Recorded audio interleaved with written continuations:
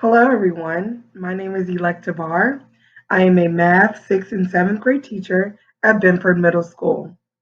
This is RPS at Home, and it is week 5, day 1. So this week, we are going to be working on SOL 6.10, and we're going to be touching on two particular parts of SOL 6.10. The student, given a practical situation, will A, represent data in a circle graph, and C, compare circle graphs with the same data represented in bar graphs, pictographs, and line plots. The materials that you will be needing this week or today are going to be paper, pencil, calculator, a ruler, and 5 different colored markers or colored pencils.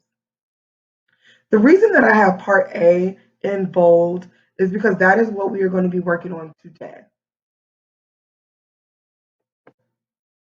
So before we get started in the lesson, I do want to go over a few vocabulary words with you.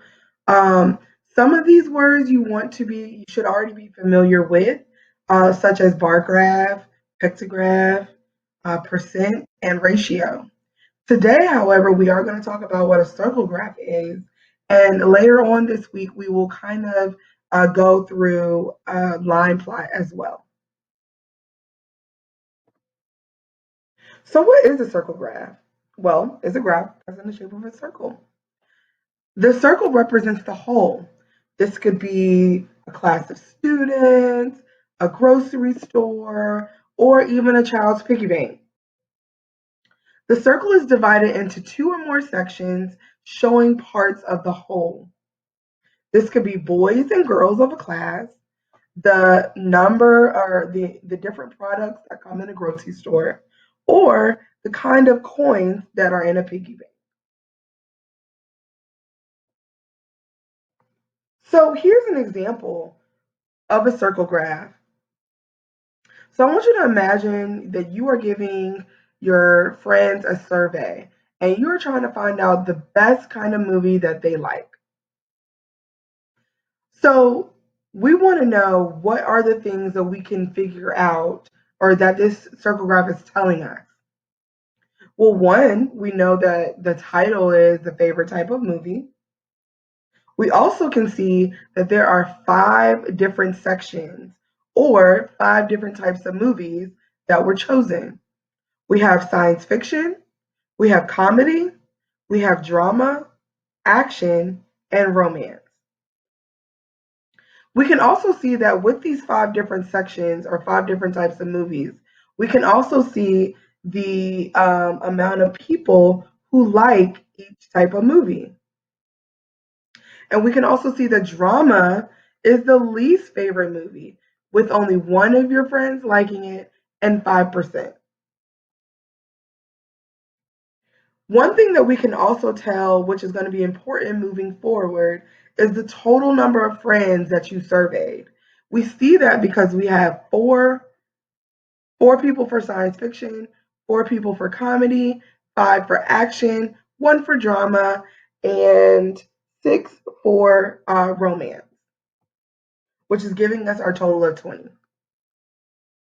So we want to just remember that circle graphs can show percentages, numbers, fractions, and all of those things can be combined when we're talking about circle graphs.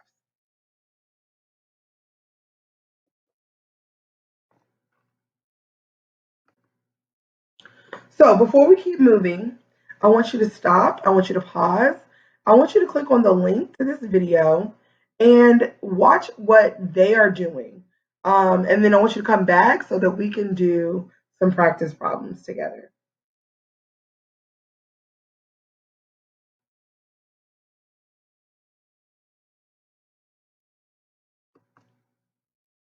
All right, so we're back.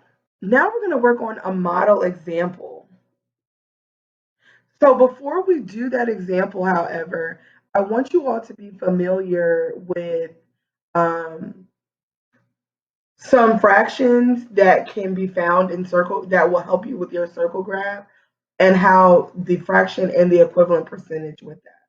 So what I mean is here we have a circle, the whole, and this circle has been cut into 1/2. So our fraction is 1/2. But we know that what percentage is equivalent to 1/2? 50%.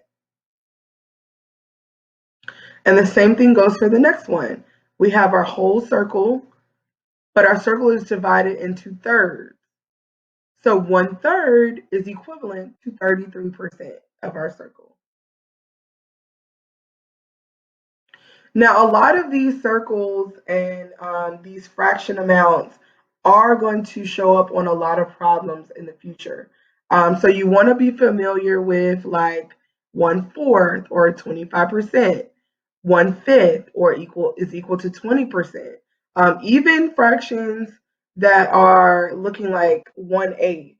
Okay, we know that 1/8 is equivalent to 12.5%. And please feel free to pause, take some notes down as this video continues.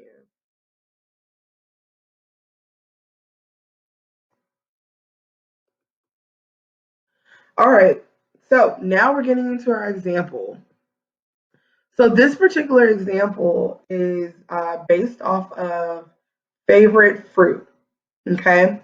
And so our favorite fruits here are that we have listed are banana, blackberry, coconut, and guava.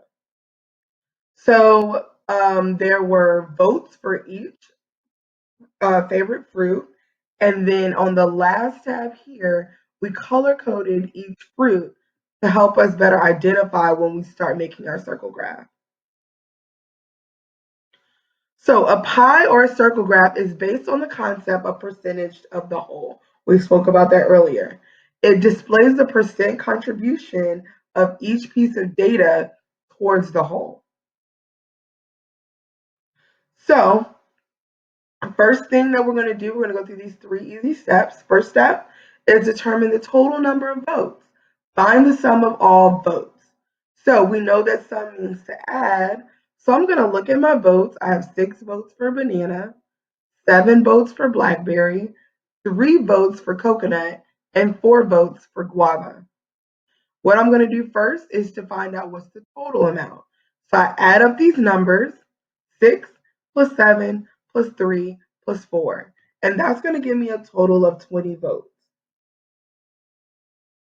Step 2 says to now determine the percentage of each data contributed toward the whole.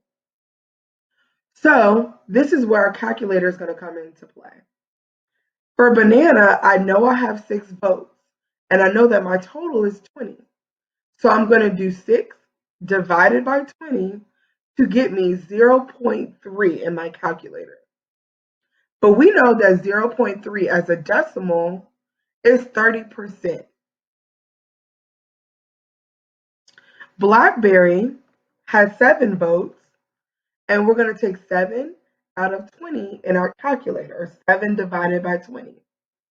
When we do that, we're going to get 0.35, which is equivalent to 35%. Next is coconut. We have 3 votes out of 20. So 3 divided by 20 in my calculator will give me 0.15 or 15%. Lastly, I have guava. Guava has 4 votes out of 20. So when I do 4 divided by 20 in my calculator, I will get 0.2 or 20%. So once I get these numbers, these percentages, now it's time to draw my circle graph. So what will the amount of people who like bananas look like on my circle graph? Well, I know that I have 6 votes for banana or 30%. Now let's remember, when we were talking about circles, we know that in percentages, we know that a percentage is based out of 100. So when we look at our circle, we know that we have to count from here all the way around to give me to 100. So now what I could do is I could have put 100 little notches to make my circle equal to 100, but that would take a lot of time. So what I've done is I have divided my circle up into fives, okay, or by fives. So here I have 5, 10, 15, 20, 25, 30, 35, 40, 45, 50. So if I continue to go all the way around, I will get to 100. And that's what we want. So going back to labeling for our circle graph, we know banana is 30%. So what I'm going to do is I'm going to count by fives until I get to 30. So 5, 10, 15, 20, 25, 30. So now this all represents my 30%, my 6 votes, and banana.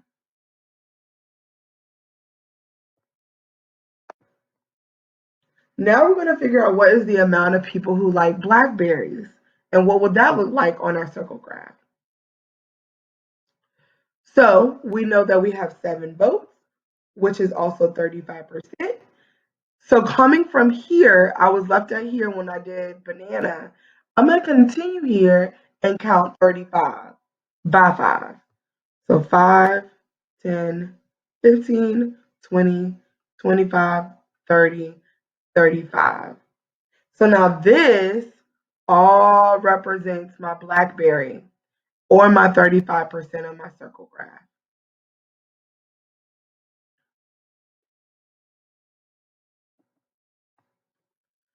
So what will the amount of people who like coconuts look like on our circle graph? Same thing again. I know that I have 3 votes or 15%. So from here, I'm going to count by 15. 5, 10, 15. And this will represent orange. My 15% of coconut is coconut.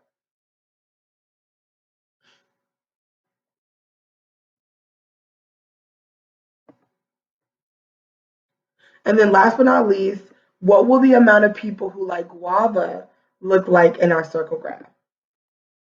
So I'm kind of left with 5, 10, 15, 20. So this 20 will also represent my 20% for guava, which completes my entire circle, which I know will give me an exact 100%. And then once you have done that and you have labeled your title, your each sections of your circle graph, and you colored it, you have now completed your circle graph. All right, guys, it is now your turn. If you need to pause to go back and review some of the steps, now is a great time to do that. If you're ready to move on, let's keep going.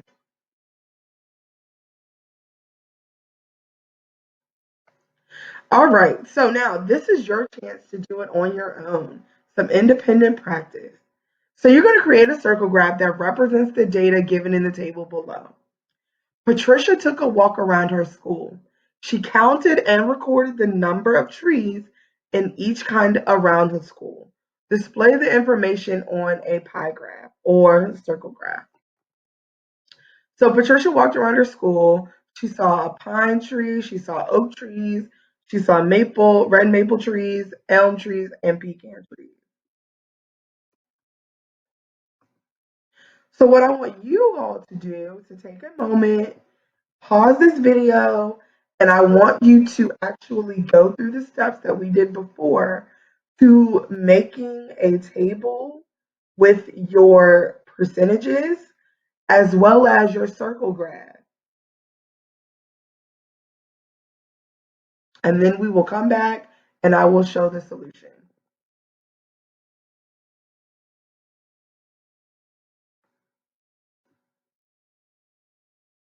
All right, guys, let's see how you did. So first thing what I've done is we know that pine was 10, oak was 15, red maple was 20, elm is 10, and pecan is 5. So what I did first was I created my table. And you see here on my first tab, I have all the different trees that she saw in her school, around her school. Then what I did on the next tab was I went ahead and color coded each tree. You could have used any colors that you chose. Then the middle tab, then third tab, is a little bit of the math and where your calculator is going to come in again. So I took the amount of pine trees that she saw, which was 10, and I divided that by the total. Now, I forgot to speak about the total. So to find the total, remember, we had to add all of the number of trees that she saw. She saw 10 plus 15 plus 20 plus 10 plus 5. That is going to give me a total of 60 trees in total. Okay? So going back to this, she saw 10 pine trees out of 60 in total. So when you do 10 divided by 60, you will get 17%. Now I'm going to do the same thing with the oak tree. 15 oak trees out of 60 in total, that will give me 25%. The red maple, it's 20 trees out of 60 in total, 33%. Pecan trees are 5 out of 60 in total, which is 8%. It's a small number. And then elm is 10 trees out of 60 in total, 17%. Excuse me.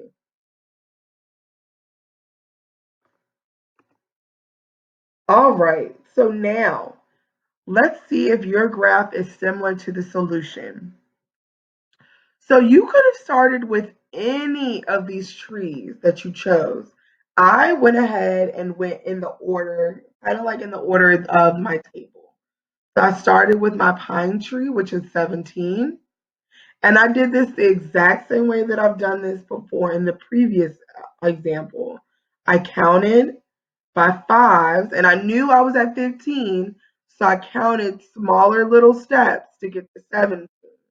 And that's my 17%. For the oak, I did the same thing. I counted 25 notches to get to my oak. I counted 33 notches for my red maple. I counted 8, which was my smaller one, 8 notches for my pecan tree, and 17 notches for my elm tree. So does your graph look similar to mine?